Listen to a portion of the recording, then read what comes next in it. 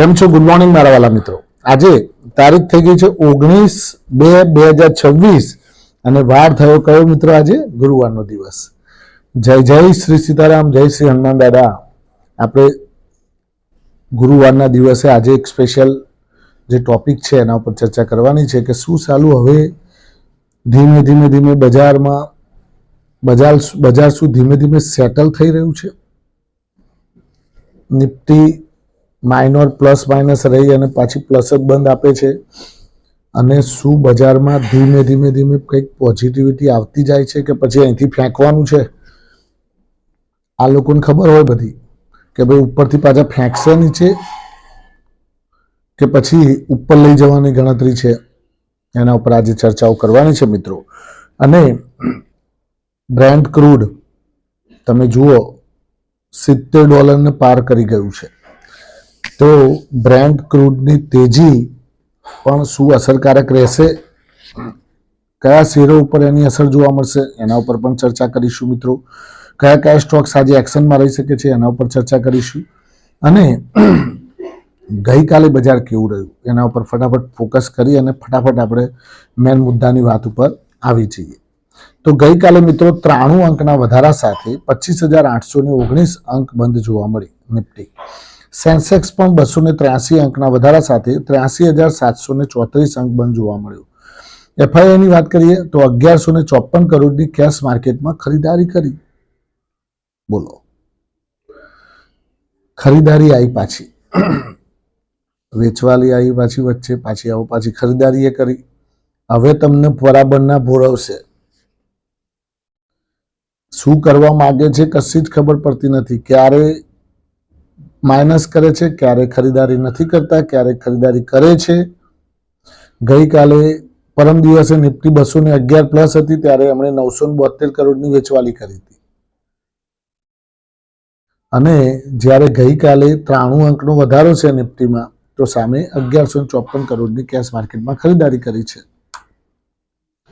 તમે જજ જ નહીં કરી શકો આ લોકોને જજ કરવા જ ભારે પડે. કેમ કે મારા બેટા હું કરે છે એ જ ખબર. કારણ કે શું થાય કે તમે એવું વિચારો કે હવે આ લોકો લેવા માંડ્યા છે એટલે હું લેવા માંડ્યા છે, બીજા દાળ પાછા એટલું ને એટલું તો વેચીને બેસી જોઈએ, ઘર ભેગું કરી દેશે. એટલે એમની જોડે જે ₹100 હોય એ ₹100 પાછા વાપરે, પાછા લઈ લી, પાછા વાપરે, પાછા લઈ લી. આના જેવું કરે છે. પાછા ડીઆઈઆઈએ પણ ગઈકાલે 440 કરોડની કેશ માર્કેટમાં ખરીદારી કરી. હવે વધનારા શેરો ઘટનારા શેરો ઉપર ફટાફટ ફોકસ કરીએ તો ગોડફ્રે ફિલિપ્સ 19.9%ની ધુઆધાર તેજી, 20%ની સર્કિટમાં હતો. ગોડફ્રે ફિલિપ્સ સિગારેટ વાળી કંપની, બોલો છોતરા કાઢ નાખે, 20%ની તેજી. ટ્રેલ ટ્રાન્સફોર્મર એન્ડ રેક્ટિફાયર 9.4%ની તેજી. સોરી, નેટવર્ક ટેકનોલોજી 8.9%ની તેજી. સ્કેન્ડ્યુલર ઇલેક્ટ્રિક 8.4%ની તેજી. ટેકનો ઇલેક્ટ્રિક 7%ની તેજી. અપાર ઇન્ડસ્ટ્રી 6.6%ની તેજી અને જીએમડીસી 6.4%ની તેજી. મેં તમને જીએમડીસી કહેલું છે કે જીએમડીસીમાં જ્યારે ઘટાડો મળે ને ત્યારે એડ કરજો. આ જીએમડીસી છે ને એ સારું 4 આંકડાની આઈટમ થઈ જશે એવું લાગે છે. શોર્ટમાં સમજી જજો. જીએમડીસી ડીપ મળે ત્યારે ભેગા થોડા થોડા કરતા રહેજો. ઘટાડાની વાત કરીએ, ગઈકાલે કયા કયા ઘટાડામાં હતા તો બ્રેનબીઝ સોલ્યુશન 6%ની મંદી, હેક્ઝાવેર ટેકનોલોજી 3.8%ની મંદી, વારી એનર્જીઝ 2.9%ની મંદી, પ્રદીપ ફોસ્ફેટ 2.9% નીકળી ગયો, રામકૃષ્ણ ફોર્જિંગ 2.8% નીકળી ગયો, ટીબીઓટેક 2.7% નીકળી ગયો અને FL3I એ પણ 2.7% નીકળી ગયો. આ વાત થઈ ગઈ તેજી મંદીના સ્ટોક્સની. હવે વાત કરીએ મિત્રો કે આજે શું બનવાનું છે. તો આજે મિત્રો એઆઈ સમિટ મળવાની છે. એઆઈની સમિટ મળવાની છે. એની સમિટની અંદર પીએમ મોદી ભાષણ આપશે, મુકેશ અંબાણી પણ ભાષણ આપશે અને એઆઈ સમિટમાં મોટા મોટા માથાઓ ત્યાં હાજર હશે અને એમાં શું નીકળીને આવે છે એના ઉપર પણ થોડું બજારનું રિએક્શન જોવા મળતું હોય છે. હવે બીજી વાત કરીએ મિત્રો, તો ક્રૂડમાં તેજી આવી છે, એટલે કે $70.4 બ્રેન્ટ ક્રૂડ જોવા મળી રહ્યું છે. જે 65-67 ચાલતું હતું એ હવે 70 પોઈન્ટ ઉપર નીકળી ગયું છે, $70 ઉપર. એટલે ઓએનજીસી અને ઓઇલ ઇન્ડિયા માટે ખૂબ સારા સમાચાર. ઓએનજીસી અને ઓઇલ ઇન્ડિયા આજે હલચલમાં રહી શકે છે, એટલે ધ્યાન રાખજો. બરાબર છે, ઓએનજીસી અને ઓઇલ ઇન્ડિયા તમારા વોચ લિસ્ટમાં મૂકજો, તમને ખ્યાલ આવશે. જેણે લીધેલા હોય આ ઓએનજીસી, તો હું તમને મિત્રો, કદાચ તમે મારા જૂના સબસ્ક્રાઈબર હોય અને મારા જૂના જેટલા વિડીયો જોતા હતા એમને બધાને ખબર હશે કે ભાઈ આપણે કહીએ જ છીએ કે ઓએનજીસી, કોલ ઇન્ડિયા, પછી એનટીપીસી અને પાવર ગ્રીડ, આ 4 સ્ટોક્સ, આ 4 મહારથી એ તમારા પોર્ટફોલિયોમાં હર હંમેશ માટે થોડા થોડા કરીને રાખી મૂકજો. આ 4 એ તમારા પોર્ટફોલિયોને સમૃદ્ધ બનાવશે, હરેભરો રાખશે, રાત્રે ઊંઘ આવશે તમને. એવા સ્ટોક્સ છે આ 4. ખરું ને? અને પાછા રેગ્યુલરલી ડિવિડન્ડ આપે એ તો અલગ. એટલે મિત્રો, આ 4 સ્ટોક્સ હર હંમેશ તમારા પોર્ટફોલિયોમાં થોડા ક્વોન્ટિટીમાં પણ હોય. જ્યારે ડીપ મળે ત્યારે થોડા લેવાના, જ્યારે ડીપ મળે ત્યારે થોડા લેવાના, અને તમારે અમને સજાવવાના. કયા ફરીથી કહી દઉં છું મિત્રો, નવા સબસ્ક્રાઈબર પણ જાણી લેશે. Power grid, call India, NTPC અને ઓએનજીસી, આ 4 સ્ટોક્સ, 4 મહારથી, આપણા 4 મહારથી કહેવાય. ખરું ને મિત્રો?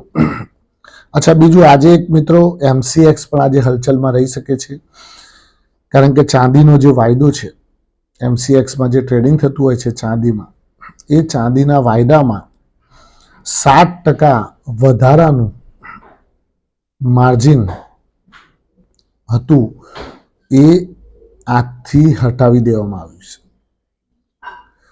7%નું જે વધારાનું માર્જિન હતું એ આજથી હટાવી દેવામાં આવ્યું છે. એટલે એમાં પણ આજે હલચલ, કારણ કે એમસીએક્સમાં સોદા વધારે પડશે, લોકો આવીને કેટલાય ઘસાશે, એટલે એમસીએક્સનો તો ફાયદો.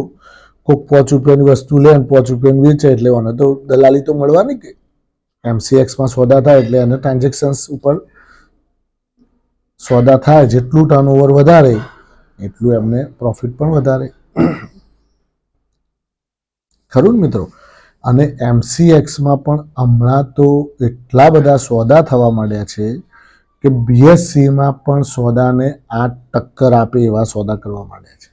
કારણ કે કોપર, ચાંદી, સોનું, નિકલ, એલ્યુમિનિયમ, બ્રેન્ટ ક્રૂડ, ફલાણું ઢીકણું, આ બધું જેટલું તો ટ્રેડિંગ કરે છે આ લોકો અંદર. પછી માર્જિન, પછી એમાં પ્રોફિટ આવવાનું કે ના આવવાનું? ખરું મિત્રો? એટલા માટે જ હું તમને હર હંમેશ કહેતો આવ્યો છું કે તમે કોઈ પણ ટ્રેડિંગ કરો, એના કરતાં ટ્રેડિંગ વાળી કંપની પસંદ કરો, એની અંદર રોકાણ કરો કે જે લોકોને ટ્રેડિંગ કરાવતી હોય. ખરું ને? જેમ કે Bombay stock exchange.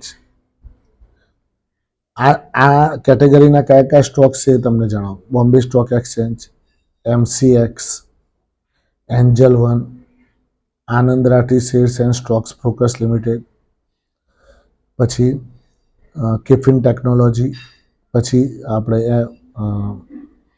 Mutual ફંડવાળી company કઈ, કેમ્સ, CAMS,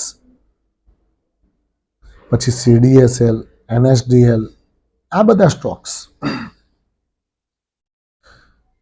સ્ટોક્સ ઉપર ધ્યાન તમે રાખી શકો છો મિત્રો.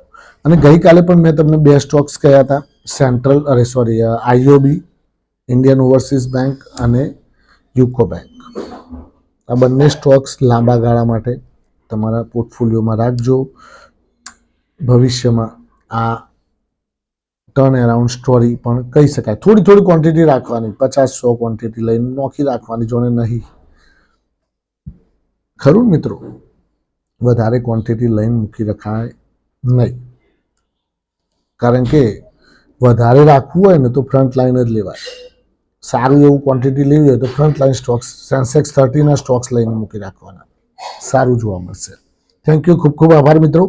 આજનો દિવસ તમારા માટે શુભ રહે, લાભદાયી રહે, ફળદાયી રહે એવી માય પ્રોફિટ પોઈન્ટ ચેનલ વતી આપ સૌને શુભકામનાઓ. Thank you.